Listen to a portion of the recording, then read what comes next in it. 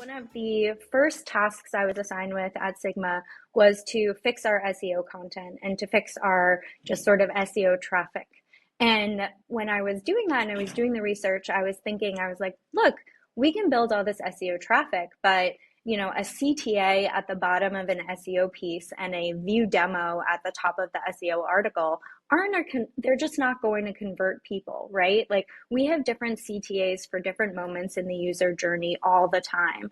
And manually going in and updating CTAs every time we have a new launch or a new webinar or a new ebook was just going to be impossible for us to do, but we needed to, if we were going to create traffic, we needed to create a user journey alongside it.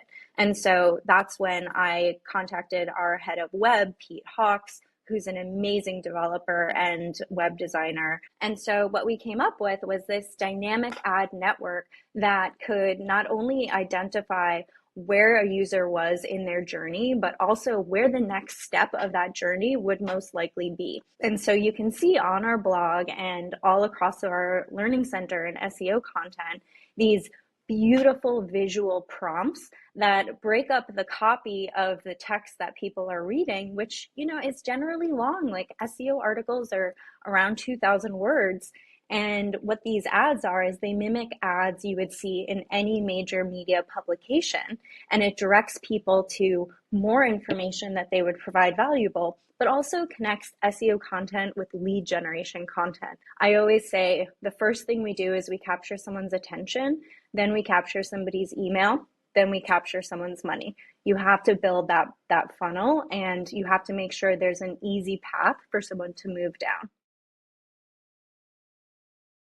The internal ad network has been incredibly successful. There is a very clear before and after of when we launched it, specifically on our blog. It has measurable impact on the time that people are spending. And we've also seen bottom line ROI numbers as well. So we're influencing more pipeline, we're generating more SQLs, and they're higher quality SQLs because we are capturing people in the moment that they are on our website and they are engaging with us. We're just making it that much easier for them to become customers. I don't see enough collaboration, frankly, in B2B SaaS where content leaders are taking on the mantle of, is this page optimized? Am I getting ROI from this content?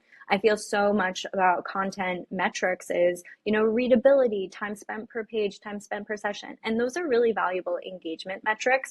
But ultimately, I am judged on what I am delivering for the business. And I need to work with the web team to make sure that everything is optimized so that way the business benefits, not just my program.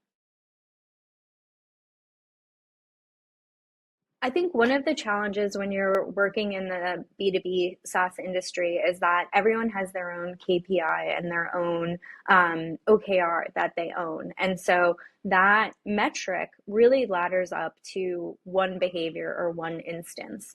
As a content leader, though, you're working across so many different teams that are using the content in so many different ways. And you need to really understand what is the number and the metric that your colleagues are being judged against, and figuring out how you can help them accomplish those goals. Because it's not a goal for me to increase pages per session. That's not a metric that I am being judged on, but that's what my colleagues are being judged on. And if I can create a system that helps both of us accomplish our goals, then I'm going to be successful. And you have to do that work as a leader in an organization to understand the value and the support that you can offer other people, and figure out how to kill two birds with one stone.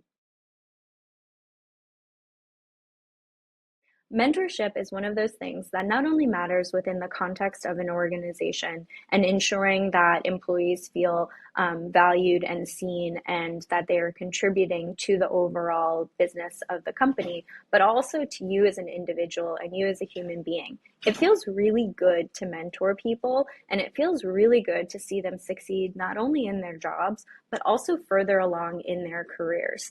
Some of the most incredible people that I've worked with, I've had the honor of mentoring, and I get to look at every major publication in America basically, and there's somebody that was an intern of mine that is now winning Pulitzer Prizes and the like. And that just feeds me. And the way that I've always approached it is there's the job that you do, right? You always need to make sure you're making your boss happy, but you also have to remember you're working for yourself, and you need to make sure that you're working for your own career and you're getting the skills that you need to move on forward in your career.